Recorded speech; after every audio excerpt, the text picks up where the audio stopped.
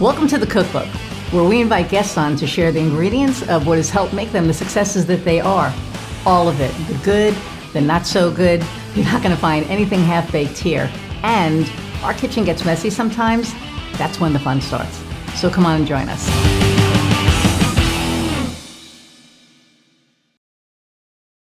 Okay, so hey, there are times when we all could use a little extra help and support in our lives.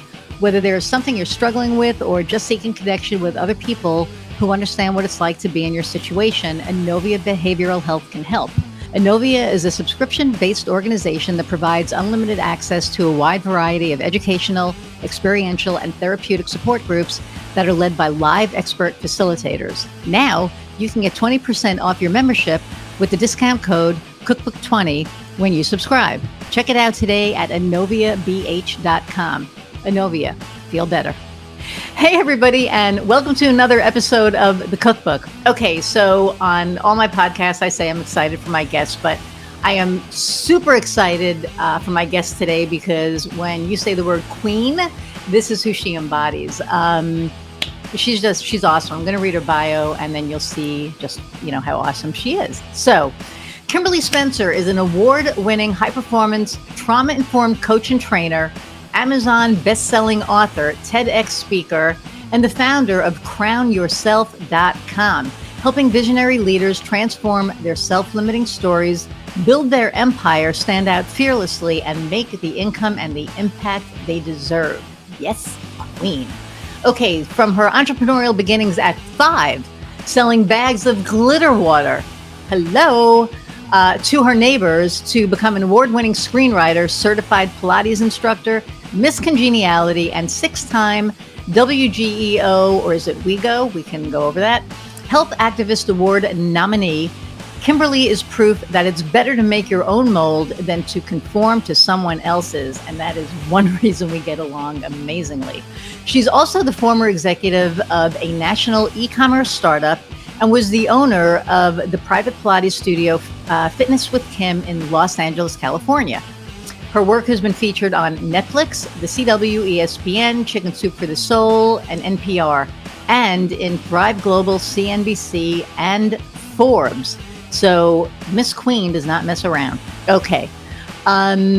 Without further ado, let's bring Kim on. Hi, Iris. I'm so glad to be here with you.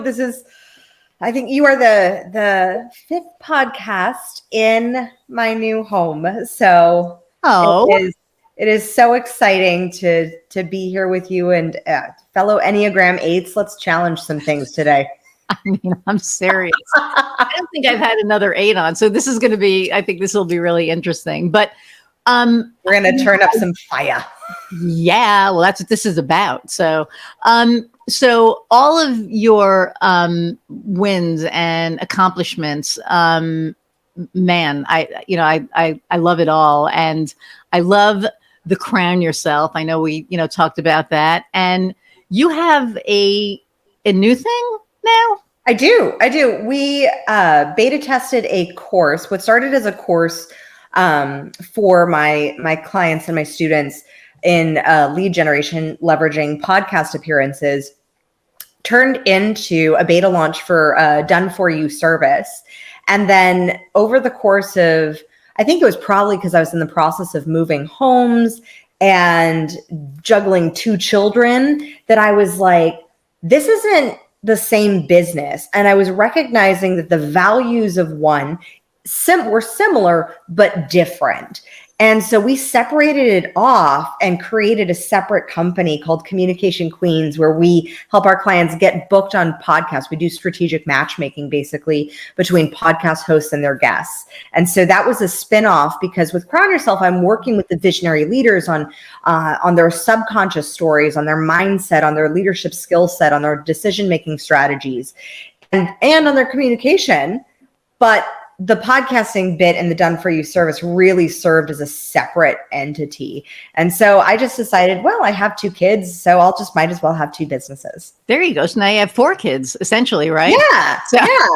So there you go. Practice for the future. So, there you go. So you're going to have more kids, you think?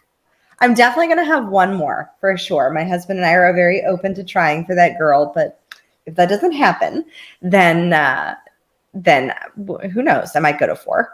I have many friends who have had multiple children, and they said that out of, I have one of my very good girlfriends, Lucy Lampy. She has 4 children. She's an amazing sex and relationship coach, and whew, her content is spicy. But she has 4 kids, and she so I see her, and yeah, and I see her, and I'm like, okay, what was the hardest part? And she goes, from 1 to 2. She said 2 to 3 gets a little harder because you're outnumbered. But really the biggest leap is like from 1 to 2. We already did that leap. We're good. So we've navigated that one. But then from 2 to 3, like if the 2 older ones can play together, then you can focus a little more time on that infant. When it's 1 to 2, then you're kind of splitting parenting. Like each one's kind of taking one, and you're basically single parenting. At the same time. Yeah. So 1 to 2 was definitely different. I'm very grateful that once we moved back from our 2-year stint in Australia during the pandemic where we got stuck, once we moved back to California, we gathered up my mom. And so now we have 3 adults to 2 children. And that is a ratio that I like. And I think it would benefit as well. 3 adults to 3 children, that could work too.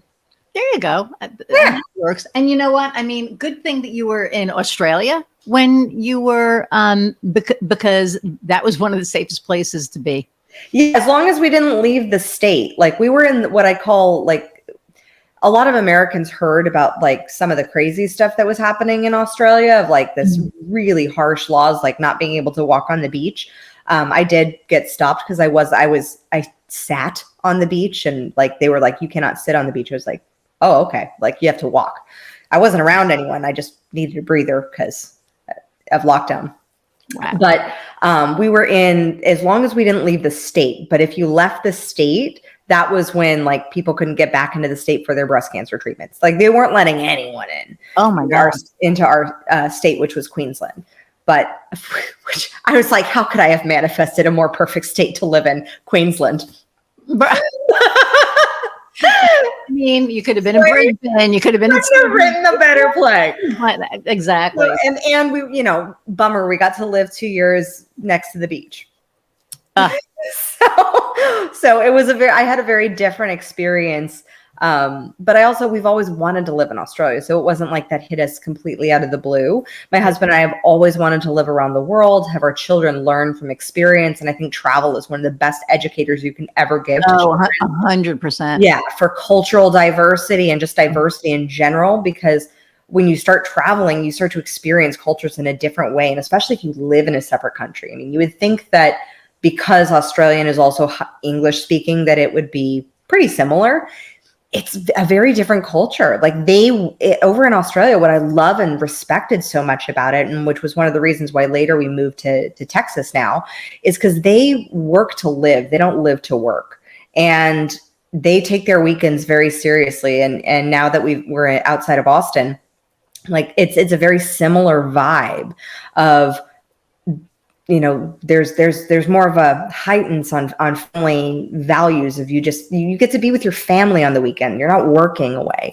And that was something that I didn't want to have my kids be in, because I grew up with 2 entrepreneur parents, and I saw the hustle of growing a business and the challenges of that. And also the escapism sometimes, to be honest, with my dad's own addictive proclivities. So being able to navigate, to see that I like and design my life and my life for my kids and how I want it, which is very much like I want our family to be close, to have joy of traveling and have joy of experiences. So now we have donkeys and goats and chickens, and they get to be farmers. I love. And I know that you and Kat Palsinelli and I were kind of like talking, and she was like, oh yeah, I grew up on a farm. I'm a city kid over here. It's like, the only farm that I saw was when we visited one, upstate New York or something like that. And now I'm in Indiana, so there's farms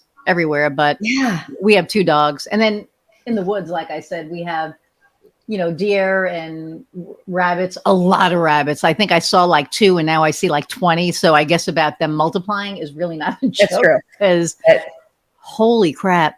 Yeah, we just like, it's magical. I never pictured myself as like a country girl.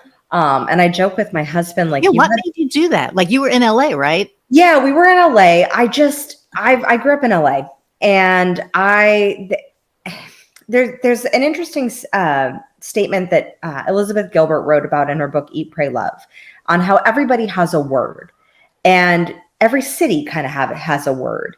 And when I've traveled to cities, make an intention to kind of feel out what their word is. Like when I went to Mainz, it was a very interesting perception of the word, because around all of this like bombed out old architecture were these giant skyscrapers, like almost as if the city was trying to mask its shame of its past.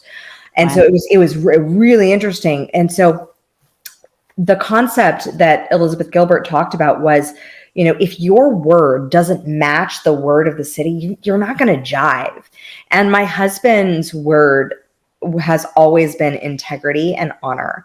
And LA is not most known for that. So, Sorry. to be honest. I So mean, being back here, it's so, he's from Texas, he's from Houston, and it's so grounding to be in a space where we actually can have land, where I'm like, our neighbors are like far enough away, like to where we can ask them for help if we wanted. Like when the power went out, they were like, oh, you can come over and use our shower. Like people that I've never met before were like, you can shower at our house. There's a level of generosity that I just respect from the people here. And I saw that in Australia too. Meanwhile, in LA, it's like your neighbors, but you don't like it's just different. Like it's kind of like a high vibe, but it's not. There's not that level of like, come to my table and let's all eat together. And like that's what I feel out here, and I love it.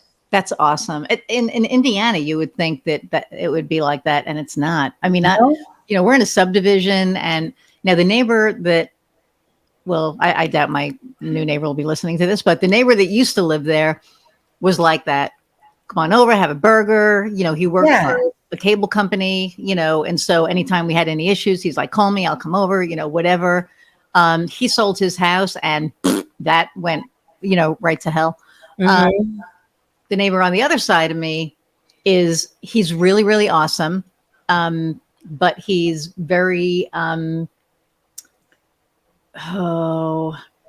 very religious, and I don't mind the religious piece, but I do mind the Dogmatic, judgmental.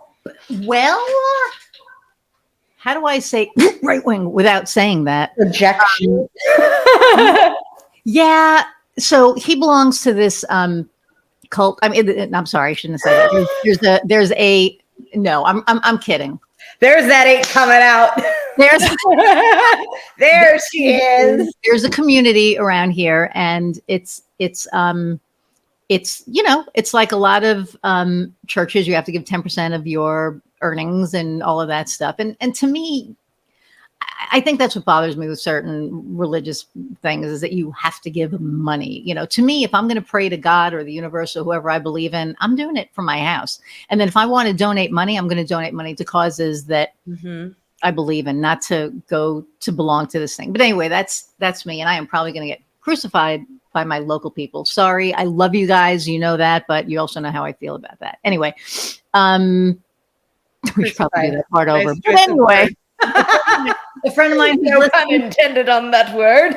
My friend who is listening to this right now, and I guarantee you, she's sitting there going, "Oh, Iris, you did not just go there." Like I can hear it, and you know who I'm talking to. So anyway, so they're really, they're nice and they're kind. And one thing that was really telling was with the whole, this is perfect, with the student loan forgiveness. They were helping me with my tree, and we help each other. I mean, if they need something, they know that they can come here. And if I need something, I know that I can go there. But there is that, little block. And he brought up the student loan thing, and how over at that place that shall not be mentioned, they were like, you should be, is it fair that some people's loans are getting forgiven and your aren't? And I'm thinking, this is a church and they're teaching you to be jealous and envious of people as opposed to being happy for them. I said, you don't see anything wrong with that? And of course, my wife is looking at me like, shush. And I'm like, no, I mean, this is what bothers. And I told him, I said, do you not think that there's something wrong with that? That rather than them saying, hey, you should be happy that these people who have less than you are getting a break, they're telling you, you should really be pissed off that they're getting a break and you're not. And that's a church? Yeah. And he said, huh. So it made them think. I mean, I know they're not going to leave. And I don't want anybody, I just want to throw this out there. Everybody, this is a free country and you are free to believe whatever you want. You're free to believe in who or whatever you want. Just like, I'm free to be gay and love my wife without judgment, right? Yeah. So I'm just saying. But anyway, we just went on a whole freaking tangent. Super tangent. Woo! Super, and I'm not having coffee. Spit out there. Like ginger ale without caffeine. I should be. But okay, so enough of that crap. So let's talk about you and your like what you're doing now. I know that you're now in Austin, but let's talk about, Crown Yourself and the Queen's Community. Let's talk about all the things. Yeah. So, I mean, Crown Yourself was really stemmed from, I came up with the idea on my honeymoon. Because prior to my honeymoon, I literally signed the buyout agreement for my e-commerce business 3 weeks before I got married. And in that time that I was supposed to, like the summer where, you're like supposed to be trying out napkins and like picking out your cake, I was dealing with lawyers who were sending not the nicest messages to me and, getting every belief system that I had, deep-seated fear that I'd kind of remedied in every other area of my life, in my body or in my relationships, kind of thrust in my face of like, I was too young, inexperienced, no college degree. What do I know about business? Even though I've grown, two multi-six-figure business. I had grown two multi-six-figure businesses to that point. But what did I know?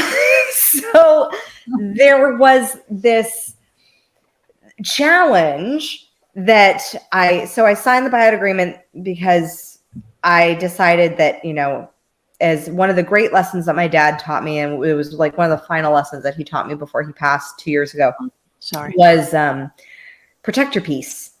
And time is so precious. It is so precious. And if choosing to continue something at the expense of your misery, it ain't worth it. And so I took the buyout deal, did get a nice buyout sum. I make more than that now in a month, but the ability to let that go was very liberating and terrifying, because suddenly in all my past accomplishments, whether it was like writing my screenplay that, got picked up by Lionsgate, or whether it was putting myself out there as an actor when I was like 16, 17, 18 years old in rooms filled with like 30-year-olds, whether it was, starting a Pilates studio, like whether it was, becoming the president of an e-commerce startup, all of those, I was always audacious with my career. I was always big on my ass. If I wanted something, I'd be like, can I just write that screenplay? That was literally how I got it. I was like, doesn't sound like you have a screenplay in mind. No, you don't? Okay, can I take a stab at it? Like when I wanted to become the president of the company and a partner, I was like, sounds like you might need a partner in this instead of just a consultant. Can I do it? And I raised the investment capital and I got to be partner. And so I always was very audacious. But this was the first time that I'd ever had doubt thrust at me in the terms of my career. And suddenly I felt what so many people have felt before. I just had never felt it in my business, because I'd always been a hustler. I'd always been an achiever. Like, me succeeding was not really a question until it was. And then it really hit hard. So I was on my honeymoon. I was brainstorming with my husband, as you do, and probably had way too many Italian espressos. And I leaped off the couch and I said, "Crown yourself." And my husband's like, "What's that?" And I said, "That's the name of my company." And he said, "Great. What do you do?" And I said, "I don't know, something like Marie Forleo, something like maybe it's blogging and like kind of holistic of like relationships and marriage and business." I had no clue. I just had a name. And so I did what every entrepreneur who has no clarity and has a nice title and name for their business. I got all the film equipment. I got the nice website domain name. I did the LLC. I got all the things that were necessary to be done, except the one thing of having clarity on what the heck I was selling. I had no idea. Wow. And so for a year and a half in my business, I made about $100. I used to say I made no money, but then I actually went back and I was like, I don't think that's accurate. I actually made $100. And it was from coaching, but I just didn't know what I was coaching because I didn't have a process. And meanwhile, because of that year and a half, I started to spiral down into some pretty bad habits of an old mindset that I used to have. It used to be directed toward my body of blame, shame, and guilt. Instead, it was directed toward my finances and business, and it reflected in the same way in what I call business bulimia. I'd overcome actual bulimia with no psychological or medical intervention, but the mindset was the same. And so I was in business and financial bulimia for about a year and a half, where I was getting money in from my side job of teaching Pilates and while trying to grow my business, and suddenly like more expenses would be expelled out. And meanwhile, I was in such a negative mindset. I was complaining about everything from like money to the world at large, to the news, to everything. I was such a negative Nelly. And yet still posting all these like really nice Instagram photos of me in crowns. And so that's like so telling about social media, right? It's like everybody looks happy and and meanwhile, I was not being honest with myself or living the values of that which I was preaching, of like ownership, personal responsibility, authenticity. I was faking it like a mofo. And then I found out I was pregnant. And that was when I was like, okay, this version of me, I did not like, nor did I want that version of me to be the mother of my children. Nice. I knew that, especially when I found out that I was going to have a boy, I said, I want him to be raised knowing what is possible for a woman, so that he supports unconditionally his wife, just like my husband supports me. Like my husband is the most amazing, awesome human for me, who just is like, oh, I asked him, I said, do you think there's anything that I can't do? He goes, no. And I said, really? And he said, well, I know if I also said yes, you would then challenge that and go out and do it. So he sounds like my wife. Yeah. So that Enneagram 8 like really comes into play. And so I was like, so then that was when I found NLP and timeline therapy and hypnosis, and I got a process. So I worked the same subconscious process that had worked for me in building my first business, which was Pilates. And I had a process that I saw work for me, that I started applying immediately. I put it into action, and then suddenly I started to get a $2,000 client, and then a $5,000 client, and then I've grown it from there. And then it's been 7 years now. 7 years. And then now just having my second business baby. Well, technically it's my fourth, but who's counting, right? So who's counting, right? And it's so funny because, for me, I started this business out of necessity. My first business, I keep turning to put my heater on because it's freaking cold here. And my office here too I know, and my office doesn't have, I think when they built it, they like the insulation or whatever just isn't strong because the window is right here. And so I have the heater trying to blow that way, or anyway. But So I started my first business out of the fact that the company that I worked for at the time wasn't the most, they didn't keep their promises. Mm-hmm. And I left because of, everybody knows that I work from a place of integrity and love and empathy and compassion. And it just didn't align with my values. So I left. But when I left, everybody was like, oh my God, you're the reason that we stayed. You're the reason we bought stuff. So what do we do? And I'm like, I have a non-compete. I can't do anything for 8 months. And they were like, what do we do for 8 months? I said, I can guide you, but I can't work for you. So at the end of 8 months, I had like tons of clients, and it was like, oh my God. But then after a few years, they didn't need my services anymore because they were doing, well, or they moved or they closed or whatever. So I ended up having to go back to working for people. Mm-hmm. And when I started Gas Stove, it'll be 9 years in April. I was like you in the beginning. I had the LLC. Mm-hmm. I had the name, which that was like a whole nother story. And I knew that we were going to do websites and SEO, but I wasn't sure who our ideal client was. I wasn't sure. So we were taking anybody and everybody. And you know how that turns out. Oh yeah. I mean, I took on clients in the beginning because I didn't trust myself enough as a coach. I didn't think that my coaching was good enough, or I doubted the transformation that I could provide for people. So I would do what I call things in my zone of excellence that, I can get praise for. Like I've gotten praise for my website or my photos or things like that, or like branding pieces. And I was like, oh, I'll just add that into the package of coaching.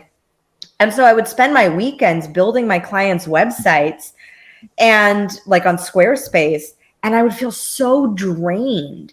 But meanwhile, when I would come off a coaching call with a client, I would feel so energized. Right. And that's the difference, that when we know that we're in our zone of genius is when we feel that like surplus of energy. Like I am going on, this is hour number 4 of either interviews or coaching calls, and I've got more energy now. And it's not just the coffee, Right. The chocolate coffee that I have.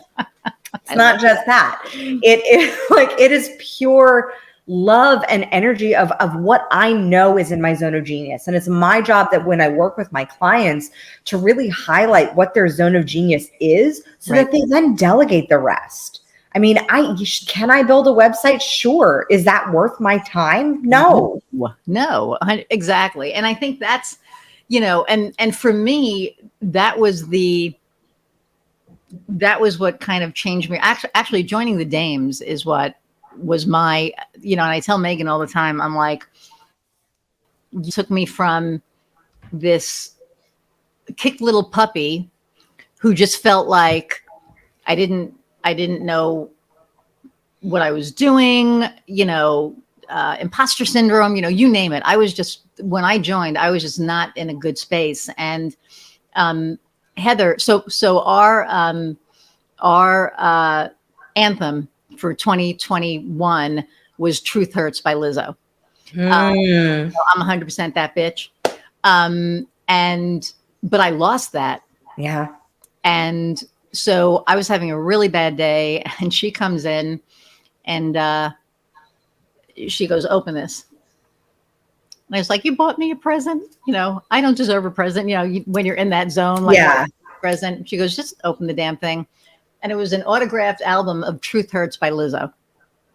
And I was like, "Are you even kidding me?" She goes, you hang that on the wall, and every time you feel like you are not enough, know that not only are you enough, but your DNA is 100% that bitch. Amen. So it made me go, duh. So, I joined the Dames, and, the supportive community, Yeah. the Phenomenal community. tribe, like this amazing tribe that we're in.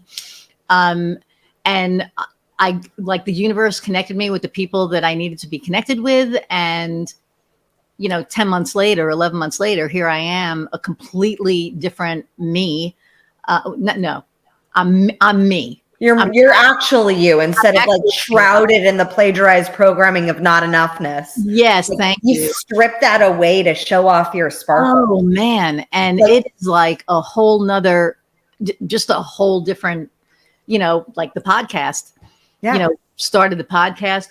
This all started because of I had a health scare with COVID. I was hospitalized 3 months after I had it. And, I have this condition. And after a year, the doctor said, or a year and a half, he said, you're clear, everything is stable. You have to come back every year, but you're good. I hadn't realized that I was holding my breath for a year thinking I was going to die. So instead of having that, near death experience, right, that you have, you're like, oh my God, blah, blah, blah. This was like a year later going, you're going to live. So it was like, I want to do all the things. So we started the podcast, not having any idea, was anybody going to listen to it? Oh, hi, Booby. Hey, Bubba's. Hi.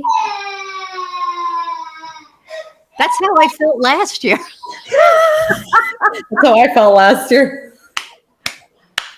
Fortunately, this is a moment of like learned trust. Like, because when you have like, as a mom, like everything in me was like run to that door, and then I'm like, no, I'm trusting my team. I have my mother and my husband. They are watching him. They are good. He may not like this right now, but it really is like, it's in those moments that your commitment to what it is that you decide that you're doing, because when it's the law of opposites, really. It's whenever you make a decision of like, you're going for a goal, it's as soon as you actually make that decision, the universe basically goes, you sure? Like, you sure? You sure? Like, Yep. let's see if we can make some things a little like, and it's not like because it doesn't love you. It's just like a loving parent who's like, you sure you really want to do that? Like, not to like make you question your choice, but just to say, are you actually ready for it? Like, are you actually ready to hold on to that level of commitment or that level of choice, or that, because there will be uncomfortable things. So like for me as a mom, like, not like, okay, I'm not going to run toward that. He's okay. He's safe. He's just disappointed that he couldn't open the door. Like, and that's like, that was a very good teaching moment. Well, there you go. And you learned. And my teaching moment is Doug. okay. Sorry. It without fail, Amazon delivers when I'm doing a podcast. Without fail. I think every single episode. I think the last 7 episodes, Kofi. He's in the background, but yeah, probably. But I think that's so true, because so when I decided to do the podcast, I didn't know if anybody would listen to it.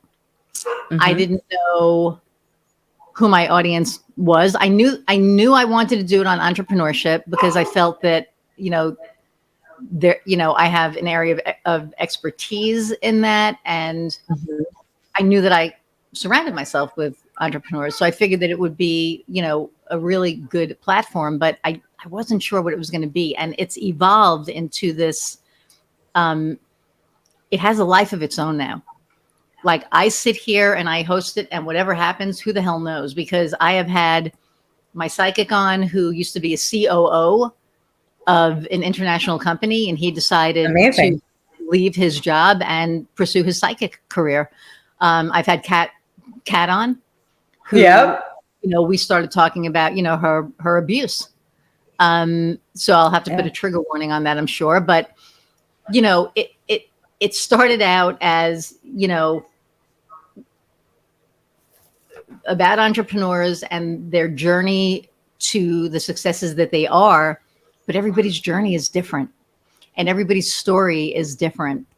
And it's amazing. It's just amazing what this has turned out to. And I just looked, and I hit like 1,000 something downloads, which I had no idea.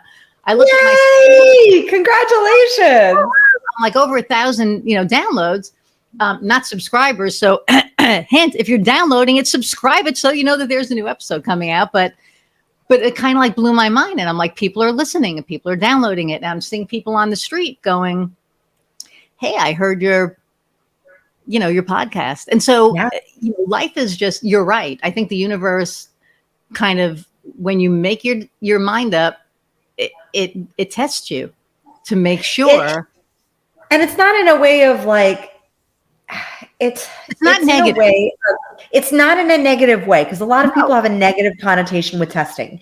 It's no. basically like, I like to think of it like this. It's an initiation, right? Hmm.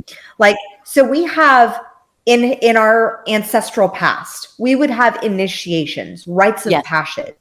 Like in ancient cultures, you would have to go on a journey by yourself into the woods or to hunt your first beast. Like, so there were forms of initiation, and something that has gotten lost in our society.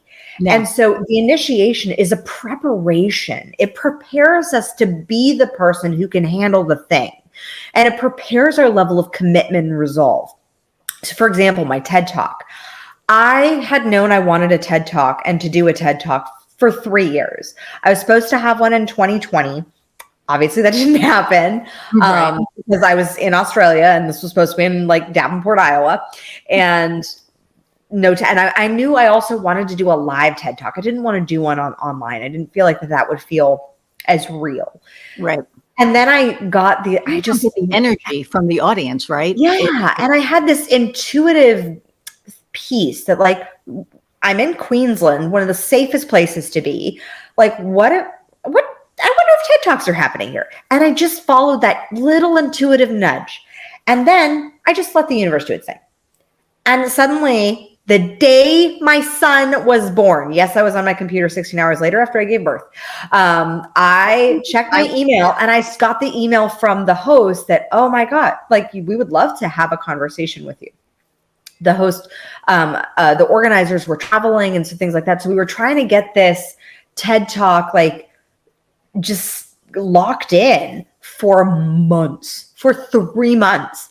And I was in a group where I was in a mastermind at the time, where one of my colleagues in the mastermind, she worked with like the CEO of Salesforce on his TED Talk, and and so she was a speaking coach, like really knew how to prepare and speak. And I said, I'm going to be working with you this year. I said, I just have a feeling. And so I let her know.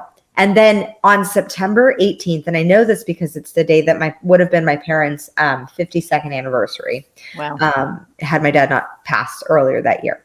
And my TED Talk really was about, it was called Becoming a Warrior for Possibility, but it was also correlating the story of like our journey of choosing to stay in a foreign country during a pandemic, knowing that we wouldn't be able to go home. And like my cousin, before we chose to stay there, even said like, you might not be able to even come home for a funeral.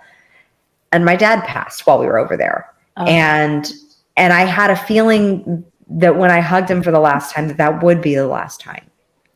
And I just knew.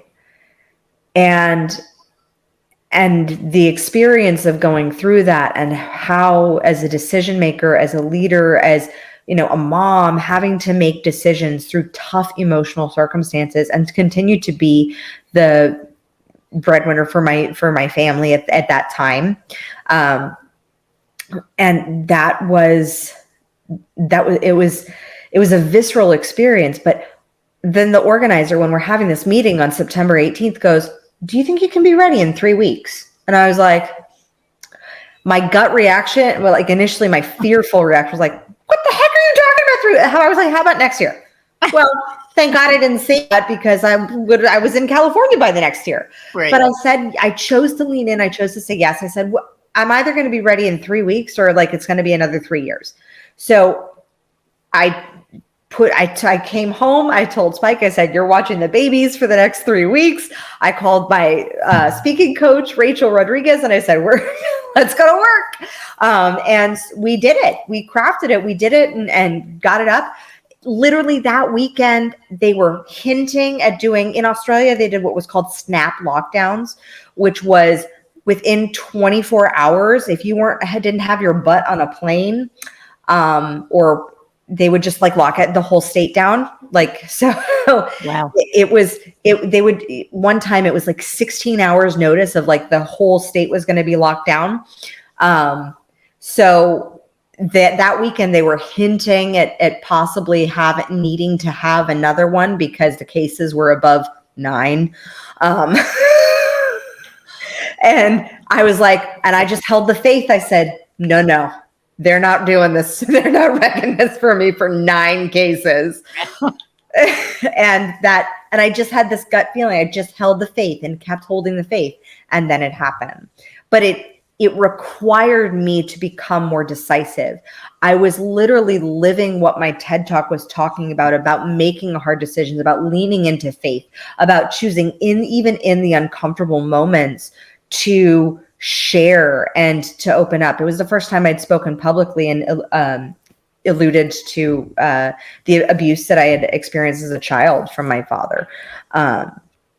And it was, but I knew that was also his request. Like he had told me back in 2018, he's like, you're braver than I am. I want you to go and help the 1 in 4 girls and the 1 in 6 boys who have been sexually abused. Wow. And I want you to share about it, because he was too. It was a generational pattern. Well, yeah. And so it was and so I was literally living those emotional choices and having to make that decision, and then going through the emotions of like, oh shit, now I made this decision, and now all these feelings are coming up. And then who does that create me to be? And so to go into the topic of initiation is like, in initiation, you are literally resurrecting yourself anew. You are literally dying to proverbially, metaphorically, dying to the old you of how you have been. Who I was when I first started my company, the doubting, imposter syndrome ridden, the blamey. My gosh, I was blamey. I blamed everyone and their mother for my problems. Right. Instead of like, I had no agency, no personal ownership, such a victim role. And who I was, that's not who I am anymore. Now I'm like, I see a problem, like, okay, how did I create this? Is this why we're Enneagram 8s? I mean, because same. Yeah. A lot of it is just the same. And you say that, he was abused and you were abused. I was abused. Mm-hmm. Why aren't we abusers? Like what? And I always wonder about this because, my grandfather, molested me for a year when I was 7 years old or whatever. Yeah. And he had tried it on my mother and he tried it on my, aunt and whatever. And, but how did it stop with us? Like, I always wonder that, because all you hear is, well, it's generational. He was abused and then he became an abuser, or she was abused and she became an abuser, but we didn't. I think it's because, for me, both my husband and I made a very clear and conscious decision that never again. Like this, we literally said, like his experience is very different. He came from like real, just scarcity and poverty and negativity. And we just decided, like, we are the generational breakers. We are literally reprogramming the DNA and the generational trauma for everyone for the next generation. Like, it's like there comes a point in anybody's life, in anybody's circumstances, where you look at your past and it's like that metaphor of the father who was in jail, and he had 2 sons, and both of the sons were being interviewed because his father did like horrific crimes and things. And one of the sons was a very successful CEO, and they said, well, why are you successful? He goes, because of my father. And then they interviewed his brother, who was also in jail and followed a very similar path. Said, so why are you here? He said, because of my father. And so it all comes down to the story in which we say, the story in which we tell ourselves. Like for me, I said, I'm the breaking generational curses. I am breaking this generational pattern. This ends with me. This is done. And I think it comes in anybody's life where you have to make a stand. It sounds to me like I think this is why us Enneagram 8s are born into this world. Or we challenge. Yeah. We challenge that which is the standard or the norm or the pattern. And we're like, no, that's not okay. Right. We take that stand and we say, that's not okay. The buck stops with me. Yeah. Yeah. And it's, I don't have kids. I have pets, I mean, they're my kids. But look at the ripple effect that you're having for your clients and for the, everyone who's listening to this podcast. I mean, the amount of people who have experienced sexual abuse and who do not even feel available or have the permission or have given themselves the permission to say so, like, you have just inspired so many people of like, that's a like the buck can stop with you. Right. And that's a powerful stance to take. And that's why I think this is so important, because, I never know who's listening and the value that they're getting from this. And I know that every single guest that I have had on here has brought some, grain of value, something. Kofi and I did our 25 episode, like our review. So we did an interview, I think last week or the week before, I don't know when it was, but it was just he and I looking at all the episodes that we did and what did we glean from each episode, and how each guest, how it's evolved to what it's evolved to, but how each guest has brought something amazing, to this and to the people listening. And so, like, when you said you were going to be on, I was like, yes, like, I was like so excited because, we connected and then we connected again, and it was just like, this is a no brainer. But I just find that, this was created for a reason. I believe there are no accidents and things don't happen without purpose. And whatever, nudge I had to do this thing, originally I wanted Kofi to do it with me, because I didn't want to do it alone. I was like, come on, we need to do this podcast. And he was like, nope. And you people have heard this like 20 times already, nope. And I was like, I don't want to do this alone. Like, I was literally whining, like, please, I don't want to do this alone. And he goes, nope, you're going to do it. And you're going to do it. And I'm going to produce it. And I was like, you choose your battles. We've been working together almost 20 years. Yeah. It was like, okay, fine. And it's worked out great. And for me, the best part about this is that when I get to interview people and learn all the things, I grow. I grow from every freaking podcast that I have had. I walk away with a nugget that I use in my life. And I really hope that, you all out there do that too. So, okay. So I'm not going to ask what made you decide to become an entrepreneur, because that's pretty obvious. But what I will ask, I've been doing it since I was 5. Like, I couldn't not. I am certifiably unemployable. I really believe, like, my last boss, literally, because I started working for her right after I was bought out, because I didn't believe in my own studio enough, which I'd been running for the past 5 years, by the way, like, to produce enough income for my husband and I. So I took a second job teaching Pilates at a chiropractic office. And I was working for her. And then I also looked at her marketing and I looked at her social media. And because I'd done that in my company, I was like, oh, we could tweak this. And I was like, okay, I'll do a consulting fee for this.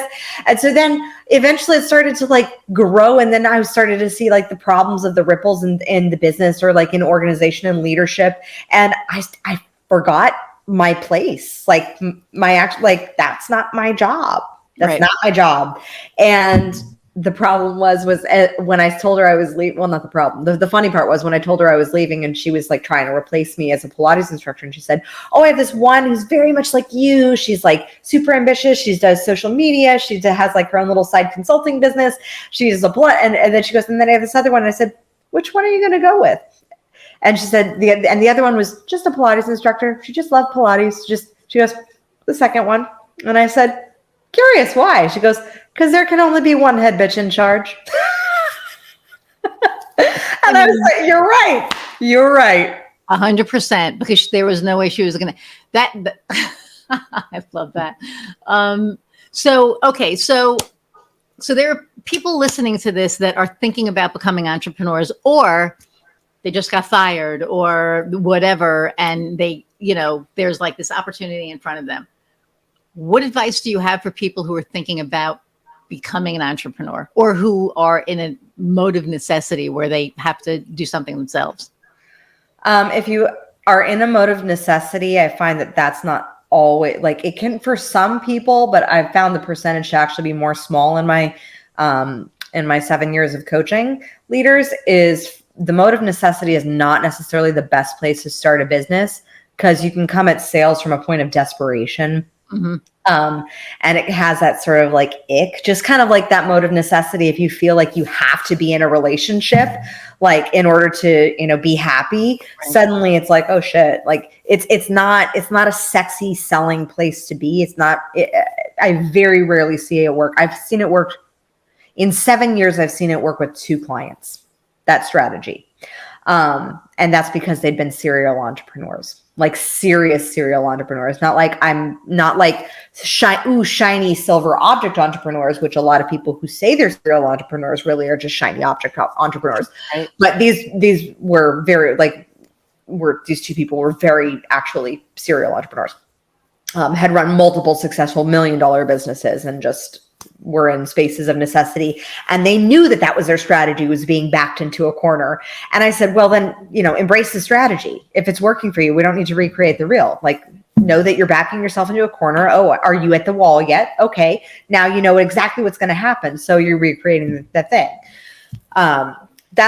So if you're starting in that mode of necessity, get a bridge job, get something that can just pay your bills. So that you can have the time to be creative, so that you can have the time to build that which you are needing to create. Get a bridge job or a sugar daddy, either one. Mama. Or sugar mama. Like sugar something. sugar something. Well, sugar something. But yeah, get a bridge job.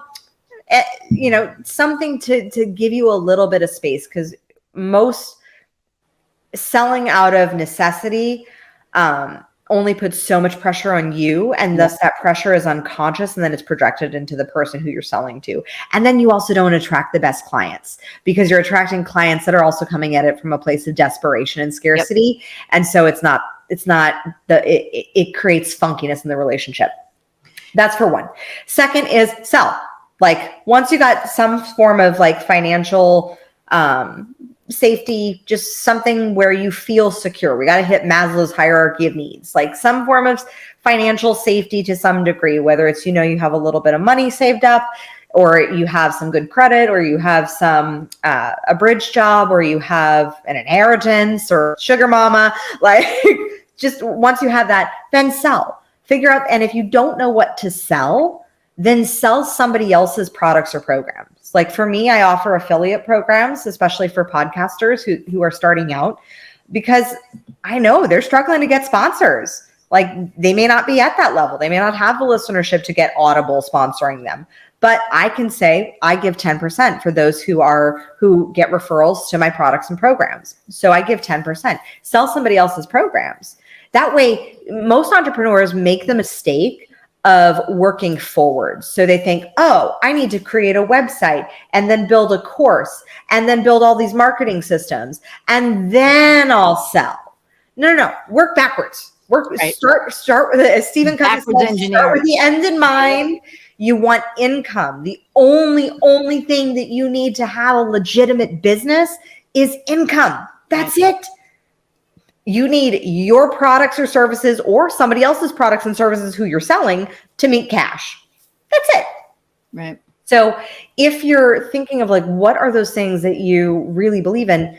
What are those things you want to sell? What are the things maybe you want to create, but maybe you may have a little bit of imposter syndrome about what's possible to be created. Maybe you don't know how to offer your consulting services. Maybe you don't, but you do know how to sell somebody else's marketing program. Maybe you don't know how to, coach somebody so that they receive transformation, but you went through this one coaching program and you're like, that really worked for me. I can go sell that, make my 10 to 20%. And then, and then you have the practice of selling, because that's the biggest thing that most people make the mistake in. They wait to create the program rather than selling it before it's created. Or you can, if you already know, or you have clarity about the program or the book or the thing that you want to create, pre-sell it. but sell before, so you market test the idea.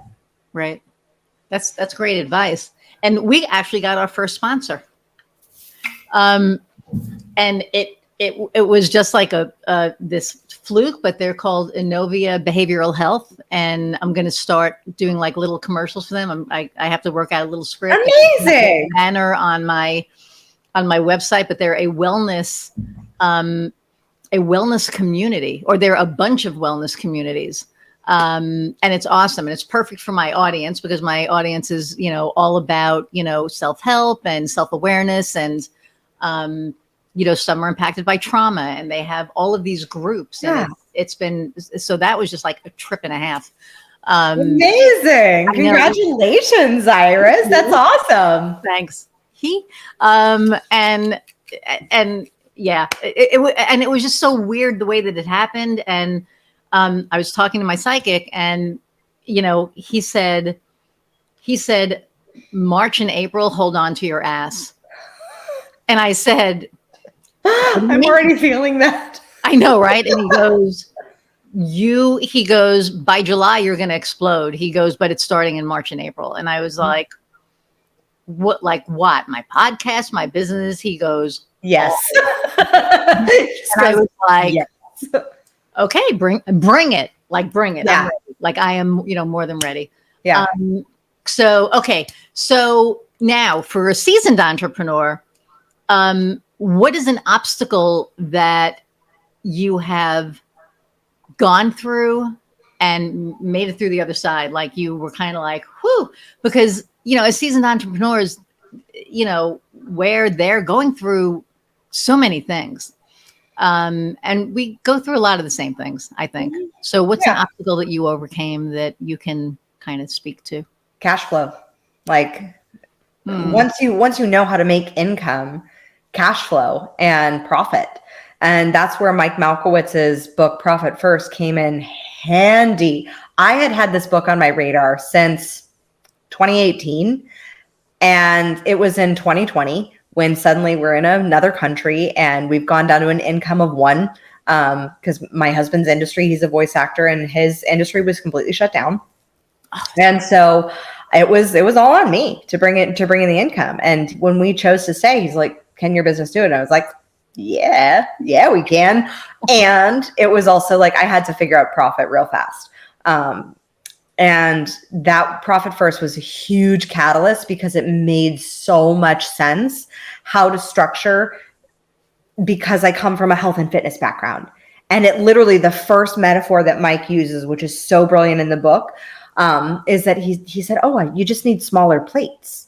So it's just like when you're dieting, even though I don't believe in dieting, but when you're looking at weight loss, you eat a little less. So you delegate out the percentages of what you're consuming first, so that you're not consuming all of your profit in your expenses. And that was such a huge transformative breakthrough. We increased our profit 300% in 2020. Wow. And it was, I attributed 100% to that book. Then in 2021, which was an incredibly challenging year, I lost my dad. I lost my grandma, my aunt, and 2 family friends, and had a baby. We still increased our profit 36%. Wow. So it is a system that works. That was a huge piece. The other more mindset oriented piece is really when you put your success on a pedestal. And a lot of entrepreneurs, when they've had some level of success, they've achieved something, maybe it was in a former company and now you're starting a new one, or maybe you got your company to a certain level and now you're needing to expand and grow even more. A lot of times what got you there, you've heard the saying of what got you there isn't what's going to get you there. Or what got you here isn't going to get you there. Right. Yes. And what got you there or here was probably some acts of courage. And what I see is when we put our success up on a pedestal is a very shaky surface. It's a very unstable surface. Yep. But we put our what we've achieved to this point up on a pedestal. And then we forget that the climb that it took to actually build it, because really it was a mountain. Oh, And yeah. so it took courage, it took decisiveness, it took commitment. And so there's a commitment that people have once they've achieved a certain level of success, where their commitment is not to courage, it's a commitment to comfort. And that's where they start being indecisive with how they lead, because they're making decisions from a place of fear that the comfort's going to get taken away. Wow. Wow. That's interesting. And, I'm at the point in my business that, I've been growing. I think I doubled last year or something. I don't know. Yes. Thank you. Yes, I know. I'm saying it very, but I did. And Iris, I think you need to celebrate yourself more. That's just my personal opinion. I do. We celebrate. I know. I'm like kind of downplaying it now. Trust me. I'm so excited. I'm so grateful. I'm working with a coach now, and I never thought that I would be, but I am. I'm actually working with Fabienne.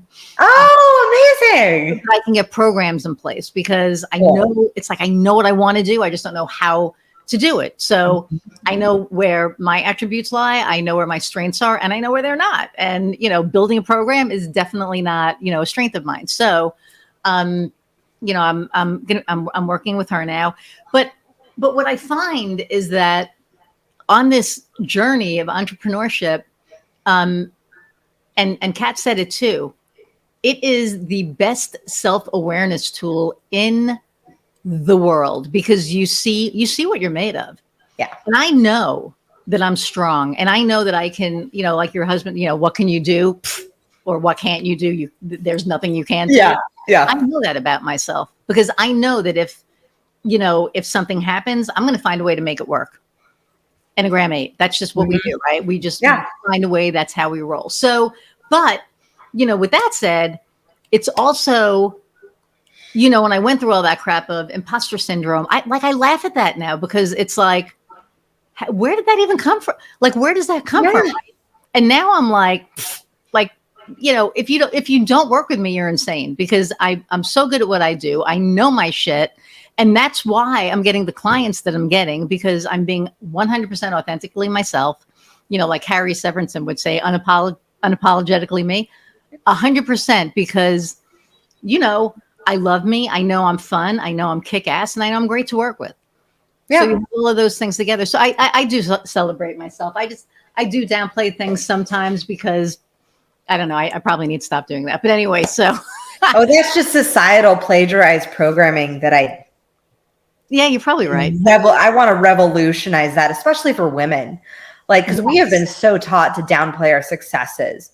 I mean, you are right. You are even as much as like, doing something that is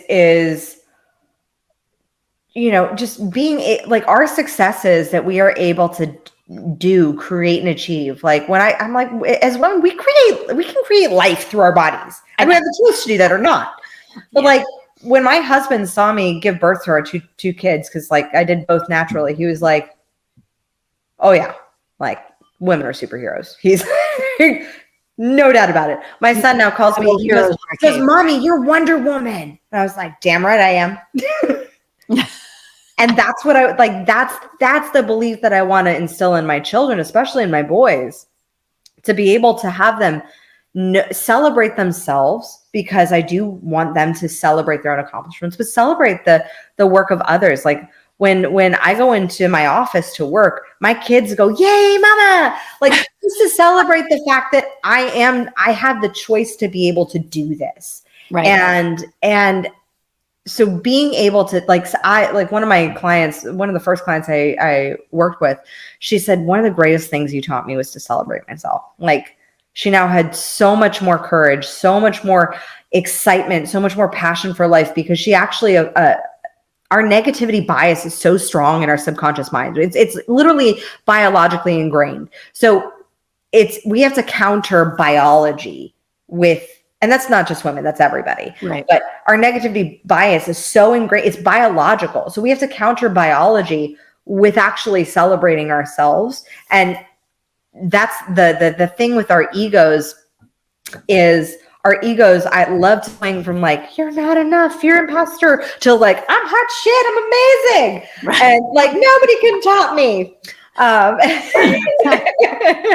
To where it's this giant pendulum swing that's like so bipolar versus when we like really own our accomplishments. It's in my perception that a queen owns her accomplishments, owns her successes. Like, damn, I did get in Forbes. Right. Damn, like I did do a TED Talk. And yeah, I had some struggles with an eating disorder when I was younger. Yeah, sometimes I get distracted, and this move to Austin has got everything in boxes, and my Virgo self is just like, it's not all organized. It's not all put away. So yes, and it's both. It's not an either or. And when we can eliminate the belief that things are like an either or, either I can celebrate myself or I cannot, like that's when we have true liberation. Wow. Anyway, that's my own pedestal. Like, I'll get off my soapbox about celebrating yourself. No, I love it. And where I celebrate my wins, you're right. I don't celebrate myself. And so that's something that I'm going to be more cognizant of. See, this is what I mean. Like that wouldn't have been on my radar. Now we're talking, and now it's like, oh, damn, you need to celebrate you. So watch out, hubris. No, I'm kidding. But yes, well, that's the ego pride thing. Like, that's pride wants to be like, oh, you're hot shit. But actually, it is counter to pride, because when you celebrate yourself with the humility that you also are human. Yes. Like, you were able to do something extraordinary. You have over 1,000 downloads on your podcast. Like, you were able to get your first sponsor with less than 10,000 downloads. Like, that's incredible. I don't know if you're like having a podcast guesting agency. That's incredible. Like, because so many podcasts wait until like they have like 10,000 to 100,000 downloads before they even get a sponsorship opportunity. And you just like nailed it. Done. 26 episodes. 26 episodes and a sponsor. Like, that's the title of a book right there. Or at least a blog post. But talk about that. I mean, the power of that, of being able to have that humility mixed with,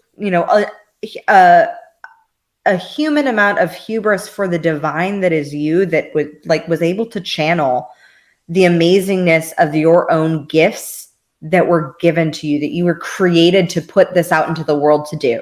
Yeah. Yeah. Wow. And like I said, when I started it, it was just like, okay, we're going to do this thing. But I will say, and I'm owning this, like Jennifer Urezia would be like, own this shit. So I'm going to own it. And I'm owning it because I've always known my entire life that I've been meant for something great. Mm-hmm. Whether it's this podcast, whether it's gas stove, whether it's something else, in the future. But I've always been meant to guide people and help people and heal people and all the things. And so, maybe this is the beginning vehicle. Who knows? Here we are. So, okay. So what, you're talking about, the podcast agency and, the communication queens. What is your differentiator? Like, what sets you apart from every other agency out there? Yes. Well, our agency focuses on the strategic matchmaking so that our clients can profit from podcasting. We're not about just getting our clients onto a whole bunch of podcasts just to get them books on podcasts. I recently posted that guest podcasting can be the greatest ego circle jerk available, because if you're just going on podcasts to build brand awareness is BS without sales. Like, what is brand awareness? Right. But if you're actually generating sales, if you're actually able to leverage that relationship, and I like to think about it like this. Like, this is right now, you and me are devoting an hour and a half of our time together. Like, that's a significant amount of time. Yeah. that we're committing to each other to have a mutual relational conversation. Yes, there's benefit to you because your audience gets to grow when I promote this episode. Yes, there's benefit to me because your audience gets to have exposure to me. So it's a win-win scenario.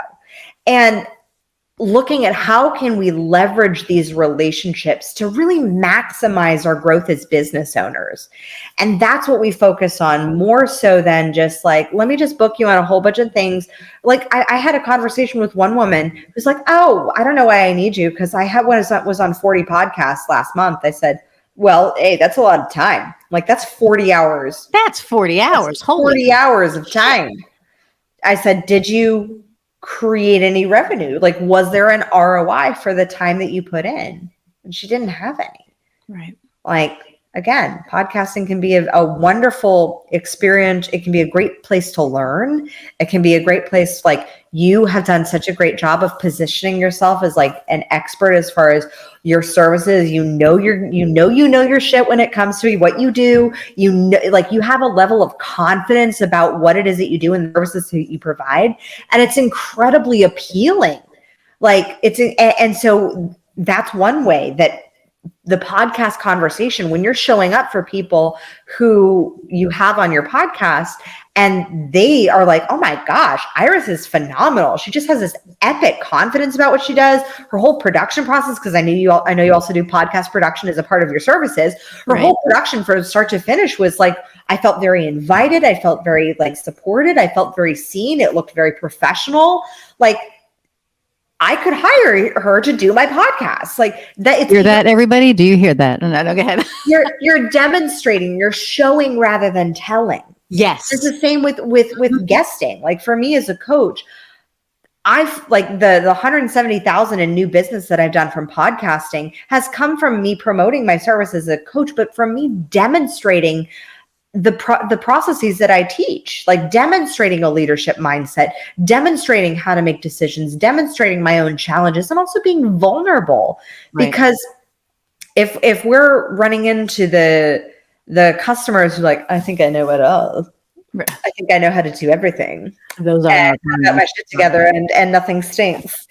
And you have the courage to come onto a podcast and be vulnerable and share about your experiences and share about your successes and your losses and your failures and the challenges. And when you have the courage to do both, it actually unlocks in your audience and in our conversation, the ability to have that empathy. Like we were able to connect because both of us experienced being molested as a child. Like that's a deeper level of connection than you would just have like, I'm going to go on a podcast and promote my shit. And like, let me give you my tips and tricks and strategies and tell you about how amazing I am. Like I just got off a call with a client today who I was coaching through how to really leverage her story because she was brilliant, PhD. She had the tips, the tricks, the strategies, the like everything. Like I was like, yeah. And they're all valid and they would fall on deaf ears because there's no emotion attached. Our subconscious mind speaks in emotion. Yeah. If we're not connecting emotionally and intimately, then there's no resonance. Like there's no resonance to the tips and tricks. And we're like, oh, that sounds like good information. Yeah, there's lots of good information out there. It's called Google. Right. So how do you differentiate yourself as a speaker? And that's what I work with my clients on. And that's what we look at as far as communication queens when we're booking our clients for podcasts is like, how do we position you? Yes, to build your brand awareness. Yes, so you'll get more exposure, but also so that you're going to be having conversations with the right people. So you're going to be having conversations that you're going to be able to take back to your boardroom or to your team and say, you know what, from this conversation, I got an idea of we need to do this in our marketing because Iris told me about this, and this, and she was highlighting her brilliance. And I also think that, you know, if we can find it in the budget, let's get some work with Iris. Like that ability to have that reciprocity. And I mean, for us, we founded our agency on a foundation of reciprocity and generosity. And that's really, it's a law of abundance on steroids. And karma just ripples forth when you approach your business from that standpoint. Like I always guarantee 30 podcast interviews with my clients who join me for 6 months. But what they get from our strategies is they can get 10, 40, 50 depending upon the how they leverage the strategies that I teach, which are based in referrals and giving a referral. Like you and I know Kat came on to your show, and Kat was a client of mine. So which we were talking. So when we had our, wine, which you're going to join us in our wine and Zoom, she had said, how awesome you were. And, that she was a client, and, that you were the first person that she worked with. And she was like, I'm just going to do this, and, blah, blah, blah. And then we were talking about hanging out, and she said, I kind of feel like I'm crossing a line. And I said, no, and I'm not, so I'm just going to invite her. And she actually, I didn't tell her I was going to invite you. I was just like, you're not crossing a line. So I took it upon myself, as we do. And I said, hey, let's hang. Yeah. Duh. And that's the thing about the hierarchy of like coaching that I so disagree with. Is like, I literally just purchased from one of my clients. Like, she worked with me on her business, but she's a naturopathic doctor, and she sells these amazing detox foot baths. And I was like, my joints could use a detox. I want to have one of those in my new house. Wow. And so I bought her product, and I've been a client of hers far longer than she was a client of mine. But that's what I want. That's what I truly believe is as the new paradigm for entrepreneurship, and for really crowning yourself as an entrepreneur, is it's not a hierarchy. It's not putting someone else on a pedestal. It's not putting someone and saying, oh, this person is my coach. This person's my mentor. They have flaws, and they fart. And you're human. And they're human. Yep. And 100%. They sometimes put their shirts on or the pants on inside out or backwards. Like, I mean, I was wearing. Have you worn 2 different black shoes to a meeting? That was awesome. There's a level of humanity and relatability, and it's what I call the Anne Hathaway, Jennifer Lawrence paradigm. Ooh. Because if you remember from 2013, when Jennifer Lawrence kind of first came on the scene, she was like flipping off the paparazzi, and like was talking about how she had McDonald's before she went to the Oscars, and Anne Hathaway, they both were going for Oscars. They both won Oscars that year. The press eviscerated Anne Hathaway. Like, they ripped her a new one. They were just so brutally mean to her. And she looked like she was doing everything right. And she was always very prim, always put together, very, very old Hollywood sort of like, I say the right things. And the more she said the right things, the more the press. Jennifer Lawrence was like flipping off the cameras, and we're like, oh, we love her. And it's because our subconscious minds do not trust somebody who's perfect. Wow. They just won't. And so you can still be a mentor to somebody and be a friend. Right. And also hold your boundaries when it comes to like, this is a coaching service, or this is crossing the line into my services. Right. And that's something that I deserve to be compensated for. And like, we're just having, coffee or drinks as girlfriends. Right. Like, that's, I've had many a luncheon with many a former client or current client, and it's like my clients become my very dear friends, and it's always been that way throughout all of my businesses. And it's because I don't believe in this hierarchy. I believe that you are queen of your life, or king. You are ruling in accordance. You serve your people and the community of which you serve. That does not mean you are looking down on them, denigrating them, or dismissing them as being lower than you. Right. You see them and the light that they are shining as the possibility of the queen or king that they could become, or that they already are. And like, for me, I hold that standard with every human I meet, or at least I try to. I'm not perfect, but I really try to. and I see, I'm like, okay, that's their plagiarized programming. That's their belief system. That's where they're coming into a disassociation, or that's their attachment style. Right. And then this is who they really want to be. Like, this is who they are at their core. This is where they're shrouding their light, rather than, and I always tell my clients, like, I don't help you become who you're supposed to be. You already are that. Right. I unlock it inside of you and help you remember who you are. Like, and as my husband lovingly has the permission to say to me on a regular basis. I remember it was very visceral. The first time I spoke at the LA Convention Center, I was speaking there and I was super nervous. And I was, going on stage with like the creator of Batman and the like a two-time Emmy Award winning producer. And then there I am. I'm like, oh, I felt so like, oh my gosh.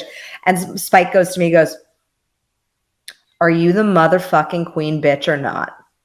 And I was like, because I told him he had permission to say that to me.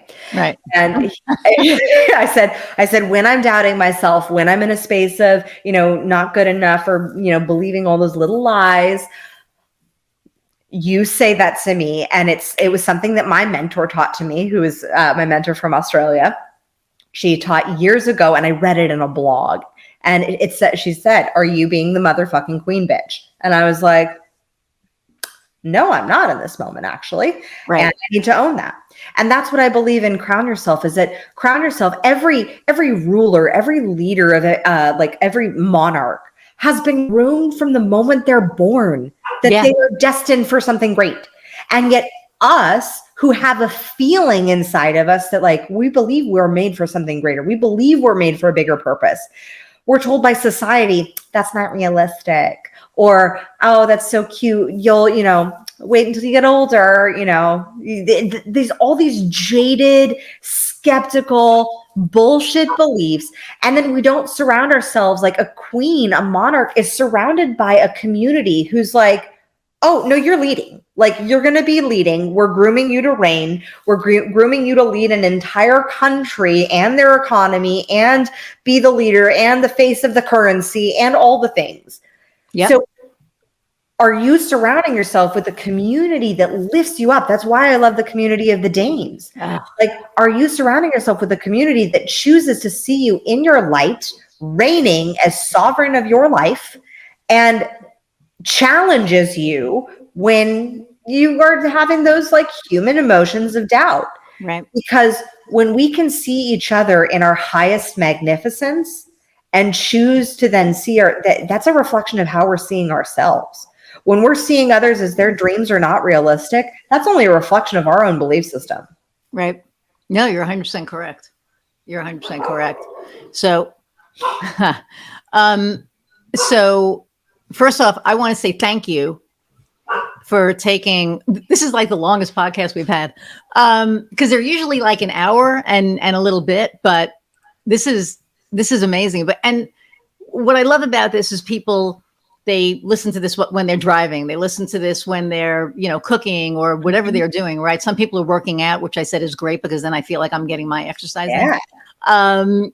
But, they feel like they're listening to a conversation between two friends. And that's what I love about, this. And it really is, right? I mean, we're friends, we're having a conversation. And it's not small talk, which is just brutal for me. Oh my God. Small talk. I hate small talk. Okay. So the last question that I ask all my guests is, what lights your fire?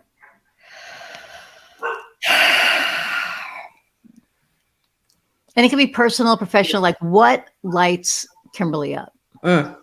Well, currently it's my husband and his new work boots. Whew. That's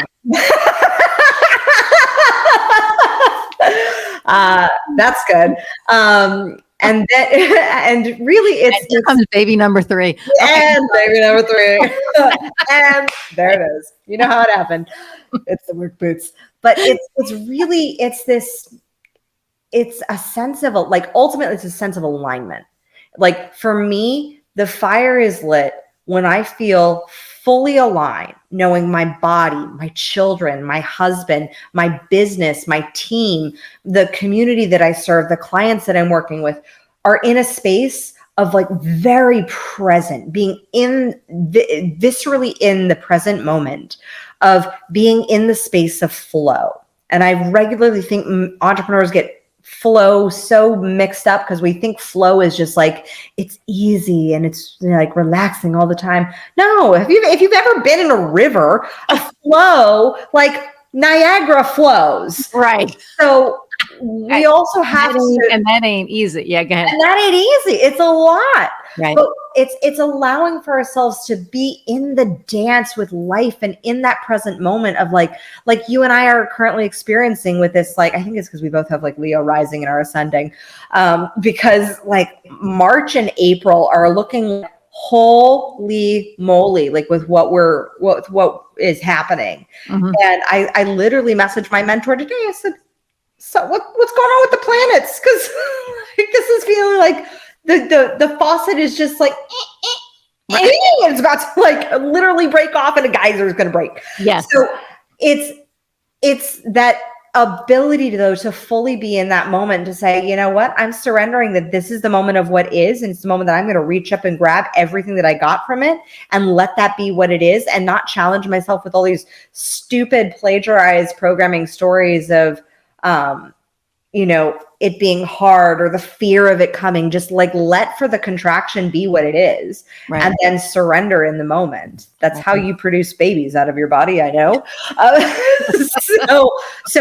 it's allowing for that contractive surrender and then flowing into that next phase of relaxation, allowing for that place. And if there are seasons of push, then there are seasons of push with flow, and letting that push be what is, and not trying to fight against it, because when you fight against it, that's when you get dammed up. Yes. Wow. Well, thank you. Thank you so much for taking time with me, and for all of you listening, thank you for hanging in. I know that this was a long one, but I don't know about you. It feels like it just, went like that. Flew by. Again, thank you so much. 1,000 downloads, my first sponsor. Woohoo! Please subscribe, because when you subscribe, you get a notification of a new episode. And then you make me happy. And who doesn't want to make me happy? But subscribe, like, share, if you've gleaned anything from here, if there's any nuggets that you heard that you think, your friends could get some really cool insight from, share it. But most of all, thank you so much for, everyone who is listening and spending the time with me. I really appreciate it. I love you all, and go out and find what lights your fire.